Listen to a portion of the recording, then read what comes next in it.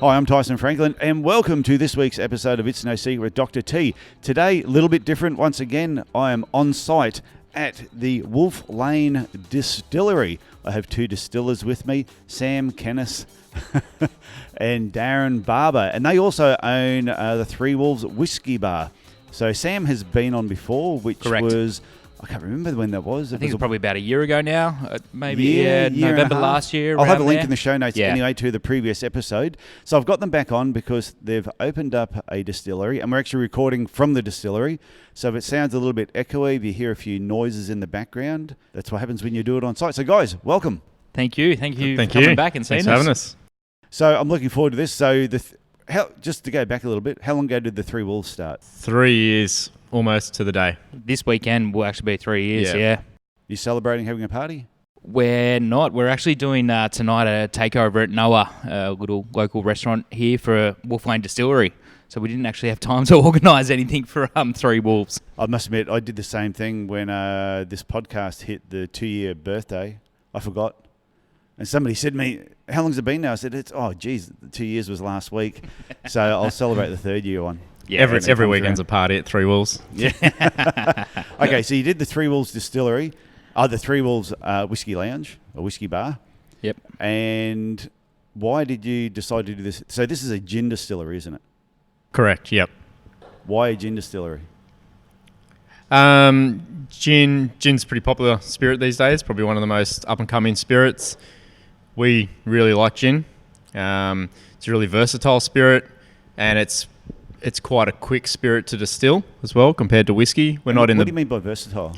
It's you can drink it straight, have it with soda, you can have it with tonic. There's numerous cocktails out there to mix it with.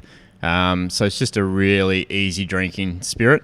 Probably caters to a bigger audience as well than whiskey. Whiskey's kind of, got its select crowd. Yeah. We're not in the best climate up here to, financially distill whiskey. Is there something with the tropics that doesn't agree with whiskey? Yeah, so it's more so with the aging process. Obviously, whiskey has to age in a barrel for a minimum of 2 years. You get what they call angel share, which is the evaporation in the barrel. Up here with our tropical climate being the hot weather, we will get a much greater evaporation percentage. Oh, you don't want that. No. So, so Tasmania, for example, gets about 3% evaporation a year. Or 3% angel share. We would probably get up here anywhere from like 12 to 17%. Oh, that's a lot. Big so difference. Yeah, and it's just a lot. So it's just not. I mean, we will eventually do some whiskey just for a bit of fun. But yeah, gin was kind of our spirit of choice, and we can. And how long does it take to brew? You wouldn't say distill. Distill. That sounds terrible. So from start to finish, it's probably about 36 hours. Is that it? Yeah. Okay, there's a bit quicker than 2 years. Yeah, definitely. Yeah, exactly right. Yeah. Okay, I didn't realise it was that fast. Yeah. And you've got 4 different gins that you're doing here? We have 1 in the bottle at the moment. We have another 3 about to come out in the next few months. Yeah. Okay, and the one in the bottle now is called? Our tropical gin, Lane. Which tropical I had one gin. before. Excellent. And it was really, really smooth. 8 a.m. He had one. Yeah. But it was really smooth. And you call it, it's a tropical gin. Yep. That's it. Yep. And before I even took a taste, I could smell like the fruits sort of coming through it. And then as soon as I tasted it, when I was tasting it, I was going, this is just really smooth. But it was when I finished, and I can still taste it now, it's just got a really nice lingering taste on the palate. Yeah, and that's kind of what we wanted to create. So there's obviously so many gins out there now. The market is, one could say it's becoming flooded. With craft distilleries. I think there's 170 odd distilleries around Australia 160, doing gin. Doing gin around Australia at the moment. So we wanted to kind of create a gin that was slightly different, it was compatible with the mass market and also represented the area which we're from, which is obviously the tropics. So it's a summery tropical gin, and all our fresh botanicals that we use come from the tablelands, from little small mum and dad farms up in the tablelands. So trying to support the local industry as well. That's great. Yeah. So if people want to get this gin now, if they wanted to order, can they order it online? Yeah, we do have our store set up online. Is that active? It will be active. It will be active. It will be active by the time this comes out. By the time this episode comes out, which could be a couple of weeks, it will be active. It will be active by then. What website do they go to? wolflanedistillery.com.au. But at the moment, we are selling from the distillery in Cairns. Okay, so anyone that's local or within driving distance, or you're going to be visiting Cairns for a holiday, Exactly yep. right, yep. go to Wolf Lane, which just ask someone where it is. Yeah, you won't find it. And then you've got the distillery here, and then you've got the Three Walls Bar. Yeah, that's it, down the same other laneway. side of the lane. Yep. So before starting here, though, what was it? 6 months ago, you started Flamingo's Rum Bar? Probably 9 months now. Is it 9 months? What's it? Yeah, Yeah, November last year we opened up. Yeah. Oh, geez, okay. So Yeah. I think our last podcast, you and I, Tyson, we were just about to open, if not we just opened, Flamingo's Tiki Bar. Yeah, and it hadn't opened when we spoke last Yeah, time. okay, You were yep. talking about it coming up, but you hadn't actually started it. Yeah. So that's all open now, just on the Esplanade of Cairns. And we probably mentioned it on the last podcast, but if they're listening to this episode and didn't listen to the last one, why did you start a whiskey bar, then decide to do a rum bar called Flamingos? So I suppose Three Wolves, it is a whiskey bar, but it's probably our main sales there is cocktails. So we are probably more of a predominant cocktail bar than a whiskey bar. We just happen to have a really Large good selection. large selection of whiskey. So we opened that up first, and then again the tiki bar craze around Australia is starting to take off in the bigger cities. It's quite a cool, fun theme, and to be honest, it's probably a bar that Cairns should have. Yeah. You come to the definitely. tropics, like Yeah. That's what you want. It's a Polynesian style bar. Like we have similar plants, the environment's similar. We're right on the water. We've got the reef, so it was kind of what better idea than to start a tiki bar, which is based around rum. So it was a rum tiki bar. Bit of a no-brainer when we first opened it, and we actually found a cool space where it is. And The space too, it was a really hard space to work with, so we had to come up with That's a... like the Cairns Esplanade. Yeah, just under bushfires there. Visiting and doesn't know where it is? What was that, sorry? Or just if anyone's visiting Cairns and they don't know where it is on the Cairns Esplanade. under the Pacific Hotel. Under the Pacific Hotel, Yeah. under Bushfires restaurant. Yeah, and once again, just ask someone where to Yeah, go that's right. if you're looking for it. There is a nice Flamingo's pink neon sign out the front, which you can't miss. So in between all that, so you've had the whiskey bar, then you had the rum bar, and then because you were bored and you had so much spare time on your hands, you decided to set up a brewery, Correct, yes. Gosford, Correct. Yeah, correct. in New South Wales. With our third business partner, Grant, who he's based down in Sydney. So he's one of the Three Wolves. Yeah, so he's one of the original Three Wolves. So, Is he we all... like the Hidden Wolf? Because I don't think I've ever seen him. Yeah, he comes up here a bit, but he's running kind of our operations down in just out of Sydney. So, yeah, he runs our brewery down there. So He hides in the wolf den. Okay, I'll just point out, everyone, if you're listening now, if you hear any like weird noise in the background, it's because Tropical rain's coming. tropical rain has set in at the moment, and it's on the distillery roof, which is tin. So you might be picking up on that. So back to the brewery. Yep. So why did you want to do a brewery when you've been doing spirits? Yep. So, yeah, Grant, our third business partner, his kind of passion is beer. Okay. He's been an avid home brewer. He's gone and done a master Yeah. brewer's certificate as well. So his passion was beer.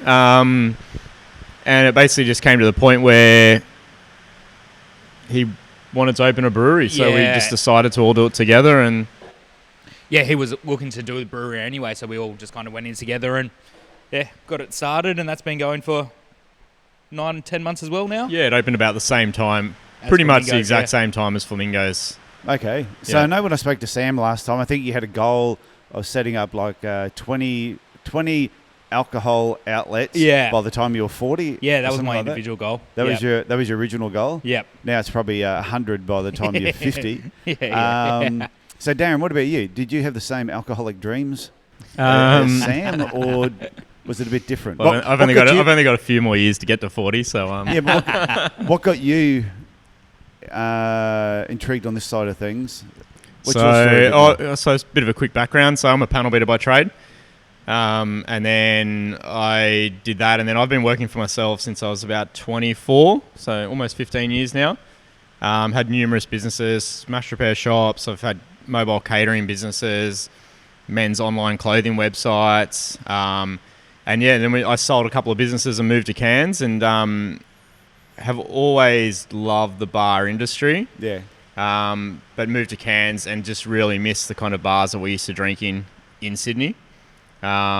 Which is hence why I kind of started chatting with Sam and our other business partner Grant, and I just kind of said I really think there's a need for a bar in Cairns like what we're used to drinking in. And there was, And wasn't yeah. there? I Yeah. think I remember the story now that you got a phone call. You were down south, Sam. Yeah, correct. And you Yeah. got a phone call from Darren. And Yeah. Darren said, I think I found a space. Yeah. And that's how the Three Wolves. Yeah. actually We started. just literally just walked around town for a couple of days, Yeah. walking down every alleyway we could find to find a space. And and then we found where Three Wolves is now. So, so that's how that side of it started. In regards to I love business. I love setting up business. Yeah. Love finding new opportunities. So, I mean, ideally, we want to keep growing our hospitality group, which is the Hospo group, with more venues. Hopefully, we can sell off the distillery or the brewery to one of the big companies for 30 odd million. If any of them are listening to this, that would be fantastic. I think you've got to. I remember a story once. There was someone talking about how they went to Kerry Packer with this idea, and they put the idea in front of Kerry Packer, and Kerry Packer said, "That is a brilliant idea." And he said, "Oh, that's great." And he got excited that he's going to get all this money from Kerry Packer, and he went, "But no, I'm not interested." And he went, "Why?" He said, "Why aren't you interested?" He said, "Look, it's a great idea." He said, "But where's the exit strategy?" He said, I don't mind getting into it and I can see how all the money can be made, but I need to know how I can get out. And take my money and then go and do something else. He said, so he came back to it with an exit strategy and he went, I'm in. And I can't remember exactly what the business was, but I like the way that you're thinking already that, maybe down the track, you set up this distillery, it goes great, maybe you do sell it. Yeah, that's it. Yeah, 100, and to be honest, 100%, even with the brewery and with the distilleries, that, every move we make is with the idea of it obviously being worth something at the end to sell off. To exit out. So that's definitely what we want. So I suppose my aspirations in business are probably different. I'm not so much about accumulating a mass amount of venues. I'd probably rather Not like move Sam. some on and then start new ones. But obviously we do want to we do like the venues. The venues are really fun, and we do want to keep growing them and expanding them. But at the moment, the brewery and the distillery are kind of our two major projects to kind of get off the ground and probably need our time to get them to grow properly. And again, they're different to our bars. People come into the bar, right, spend some money, have some drinks, whereas the distillery and the brewery are a brand that Darren and I and Grant need to push ourselves and get it out to market. Yeah. So, it's a bit of a different product. So what's been, in being a business for yourself, I'll ask you first, Darren, what's been, let's say, in this particular industry, the biggest challenge you've faced? It's probably two biggest challenges. Is one, probably the uncertainty of not knowing week to week of how the business is going to go. Yeah. You don't have contracts with other companies. You don't have that. You don't know who's going to come into the venues each night. So there's no guaranteed income. It is almost like a gamble every week about what you're going to make. So there's that side of it, which is a big challenge. And then you say with the Three Wolves now, that's become a bit steady. Still even to today, we're still never complacent. We never come into a weekend going, we know what we're going to make this weekend. Like, we always have to keep improving the venue. Like, we're just about to do a whole bunch of different renos to Three Wolves. We're constantly, we've put new back bar shelving up. We've just ordered new bar stools. We're getting new flooring put down. Like, we're getting new ice machines that make really funky ice that no one else in Cairns has, because we have to keep evolving and keep improving to keep those customers coming back. So that side of it is challenging. And then I suppose the next, we've been really lucky. What was the second challenge? The next one is staff, I suppose. It's really hard to find good quality staff. We're really lucky. We have a really good team. Our guys seem to hang with us for a long while. We do try and look after them as well. But that's probably obviously, as most businesses have, the challenge. And because we have such an extensive whiskey range, we have such an extensive rum range, like, the guys need to have a really good knowledge. So we just can't employ someone who's average. We need to have someone who is exceptional, and there's not a lot of them around. I think anyone listening to this who's been in business knows staff.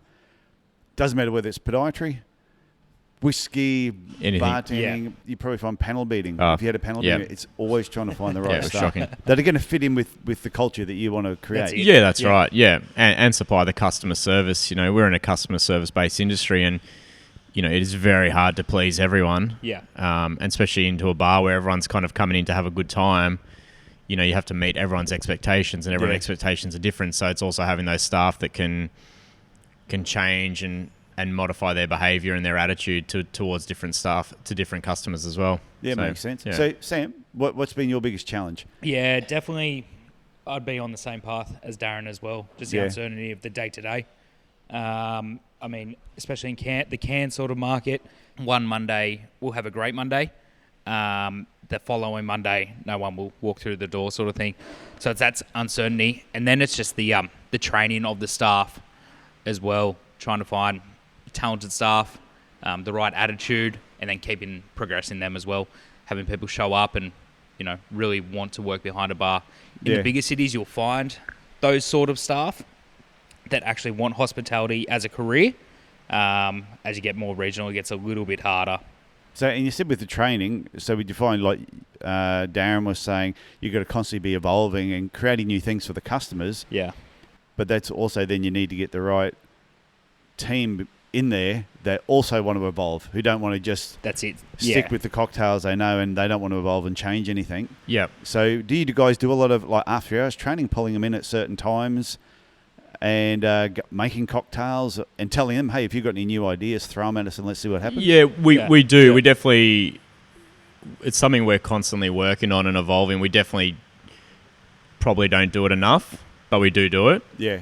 It is also really hard in the hospitality industry to try and find time where your staff are all available, whether it's because the training's going to be on someone's days off. So we do have training. We were using an online training facility for a while. Yeah, developed by a guy down in Sydney, which was really good. But yeah, so we definitely do the training, but it is something that we're constantly working on, and I don't think it's something that will ever be finished or ever be right. It's something we'll keep evolving as well. Yeah, that's a major challenge in itself, just trying to get the staff in on a day off for an hour, for 2 hours.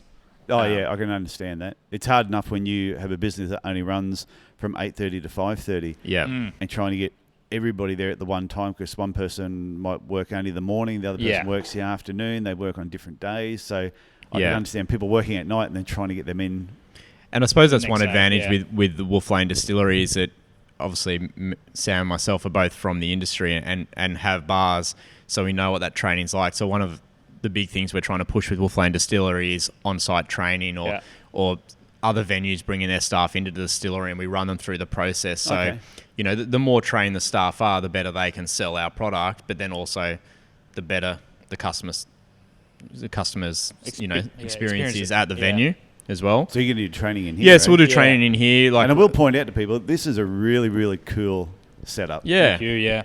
It's a really cool building. It used to be an old horse stable back in about 1905, we were told. So you're going to let people say it was Christmas party, for example. So you had a staff of 10 people and I go, hey, we want to come to the gin distillery here and just play some music and drink gin all night in different ways. Are you open to that sort of? Yeah, definitely. We do master classes in here. We haven't released it yet, but we will be doing like make your own gin classes. So we'll have tiny little 2-litre stills where everyone can just actually distill their own gin. Oh, we can come and make our own gin. Yeah, and take a bottle home. Do a bit of a master that is class awesome. Yeah. So when's that starting? Got to get some money first. Just once your website gets up and running. By the time this podcast comes out. Stay tuned for that one. Yeah. But just for example, we had the guys from the Chambers bar and restaurant just the other week come through, do a bit of a tasting, learn how the gin's made. Just helps them to speak to their customers and know a bit more, not only about gin, but about tropical gin. Yeah, no, that makes sense. And that was just someone hammering in the background. So what's been the easiest part of running a business? Like say in this particular industry, since you got involved, has there been one thing that you've gone, you know what, this has been a lot easier than I thought it was going to be? I don't think anything's really been too easy. Okay. Compared to previous businesses I had, the thing that I found really positive about the bar industry, not so much the distiller industry, the bar industry, is probably like the cash flow side of things. Yeah. Where, once the bar's set up, people are coming in paying for their drinks there and then. We're only replacing the alcohol that's sold. So that side of it is probably easier than I have had in previous businesses where you do have accounts and you're constantly chasing money. But apart from that, I don't think hasn't been too easy. No, it's not smooth sailing. You don't open and it's, That's good to hear. No, but I like what you said about going from a business where you have accounts and then you're chasing people up compared to a business where it's a cash business. Comes in straight away. And you're really just replacing stock. But also, like Sam's saying, that it's not easy. No, like we're 3 years on, and me and Sam and our other business partner Grant, we still work 5, 6, 7 days a week. We're on call all the time. We're here all the time. Like we don't take a lot of holidays. Like we're always here working. So it's again, I suppose if it was easy, we wouldn't be. Well, it's like the reason I ask that is people would walk past this distillery here. They'd look inside, like I did, and go, "Wow, this is a really, really cool setup." Yeah, and it only takes 36 hours to make gin. Yeah. God, you must just be rolling in it. It's so simple. But when you look at the design of your bottles, and all the other thought process that goes behind the scenes, there's a lot more to it than people see on the surface. Yeah, definitely. And the biggest thing with distilleries is probably our excise tax on the alcohol. How's that work? So when you went to set this up, you go to the government. You can't just say, "Hey, we're going to open a distillery." You've got to apply for things. A couple of different licenses. So we need a wholesale manufacturing license, which is state government through liquor licensing. Yeah. So that's a Queensland-based license, and then we have excise license, which is through the ATO. So that's national. So we have those two licenses. But with the excise tax, so basically alcohol is taxed. And it's taxed before it's sold as well. Yeah. And at the moment it stands at about $85 a litre is a tax. Serious? Yeah. So basically our gin bottles are 500 mils, and there's just a little bit over $20 in tax per bottle. Oh, that's bullshit. Yeah. Which is paid before it gets sold. Yeah. So last week we did a run of 100 bottles. Had to pay tax on that before one bottle was sold. That is just... I didn't realise... Yeah. Like other people listening to this might go, "Oh yeah, everyone, that's common knowledge." But so that's why when you go into say a Dan Murphy's or a BWS and you have a look at the Australian spirits that are up for sale, that's why their prices can't compete with English, your Tanquerays, your Bombays, and all that stuff made overseas. Okay, so that makes sense now. So when I go to like America and I can buy stuff so much cheaper, like rum and whiskey, so cheap, over there, and I bring it back, that the Australian stuff doesn't compete, and which is why probably the government says, you can only bring back 2.5 litres. Yeah, that's right. Yeah. So there are quite a few lobby groups out there at the moment, the Australian Distillers Association and stuff, trying to lobby changes for the excise tax, because obviously the excise tax was created when there was only a few large distilleries in Australia, and now in total, and it's the same for breweries as well. The excise tax is the same for breweries as well. There's 500 and something craft breweries in Australia now. There's 150, 170 odd gin distilleries. So like the industry is booming in Australia now. Is it based on the percentage of alcohol? Yes, it is. So spirits are taxed differently to beer. So obviously our Navy strength, which is going to sit at 58%, the tax is a lot more. More. Yeah. So it is based on the alcohol percentage.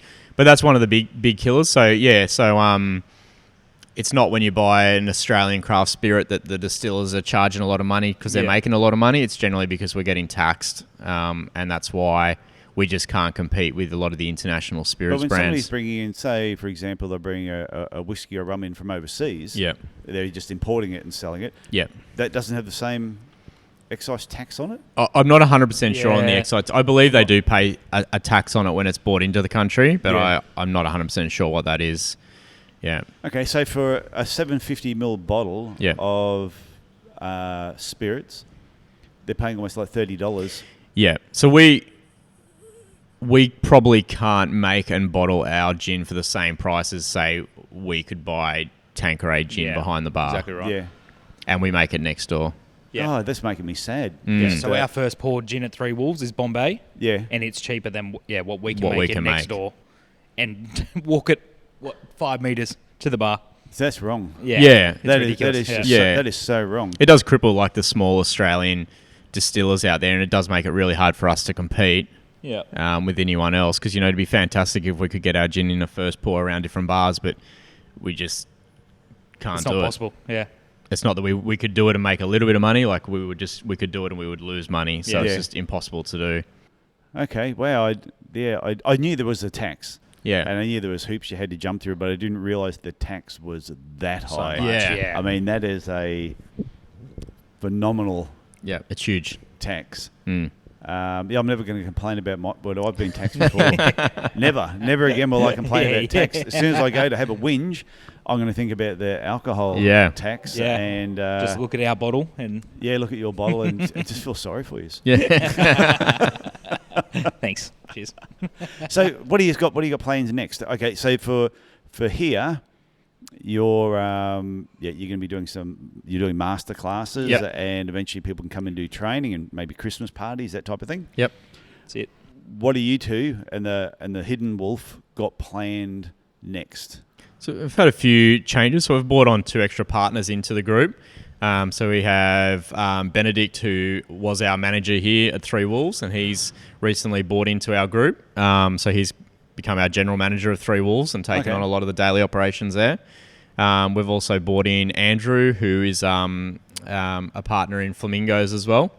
So he runs Flamingos and is a graphic designer by trade as well. So he does a lot of our design work for all the businesses as well.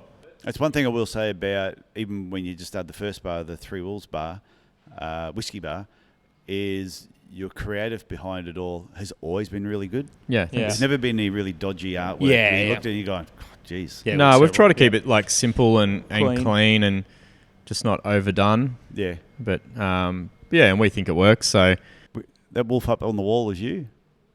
Well, these are just these aren't actually designed off us. So we have a friend of ours is an artist, Nicholas Robinson, and he did all the murals down the alleyway for us. And he's designed all the different wolves for the gin bottle. So each gin bottle will have a different wolf on it. Each type of gin. So the tropical gin at the moment has a guy in a tropical shirt with a sports jacket, and we'll this guy here will be our Davison Plum Slow Gin. Then we've got our Navy Strength, isn't it? Old school sort of Navy outfit. That will be that wolf. A Royal Navy outfit.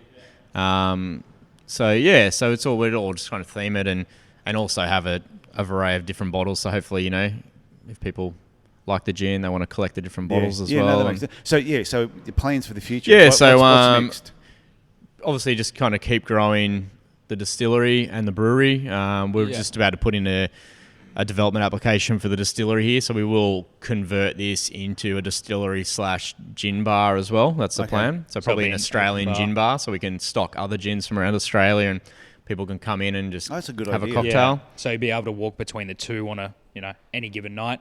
Come have some gins here or walk across Three Wolves. So you're going to only then stock Australian gins in here? That will be the plan, as long as we can get it passed through council. Yeah. So we'll see how that. Is there a potential hold-up with council? No, it's just obviously put in a development application in and money. And you just never know with council. What will pop up. But no, we haven't had any issues so far, but it's just a matter of putting the development application in and seeing what comes back. But yeah, that's the plan here. And then obviously we have the brewery as well. So the plan is to keep expanding the brewery, which is called Bay Rd Brewing, if anyone wants to check that out in Gosford in New South Wales. But yeah, just trying to grow that. We've just got our beer into cans. So we just released our first pale ale, which is called the Motorboat Pale Ale. Yep. That's in aluminium cans, not up here cans. Yeah. CANS. CANS, yeah. So we're going to slowly release our range, our You're core bring range. The beer up here as well? We do have some up here at the moment. We will, the transport costs, and for a small brewery, and our beer has to be kept refrigerated, and it's not cheap, always financially viable at the scale we're at the moment. But yeah, eventually we will have it up here. But we're just trying to dominate that Central Coast and Sydney area first, and then we'll just expand out geographically from there. Okay, and you're keeping Gin Social happening, which is another bar. Correct. We haven't mentioned yet.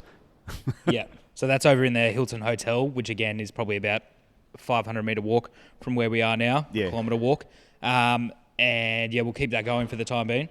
That's just in the lobby there, and it does quite well around this time of year and leading up to Christmas. It's great for functions. And we have a really big gin selection there. I think there's close to 100, 80, 100 gins there now at the moment. And that's just run by two people over there, and they're great. Well, it's like you said earlier on, where gin is like the up-and-coming spirit, but I'd read something recently where it is the spirit at the moment. That more people are drinking gin than anything else. And I know the last 2 times we've gone through duty free with my wife, she has gone straight to the gin section and brought back gin, whereas normally she would bring back a bourbon or something like that. Yeah. So I think last year in 2018, gin sales grew by 16.5% or something like that. Yeah. And then next year, 2020, it's expected to go to about 25%. So it's still on the increase. Even though it has boomed in the last few years, it doesn't look like plateauing or slowing down at all.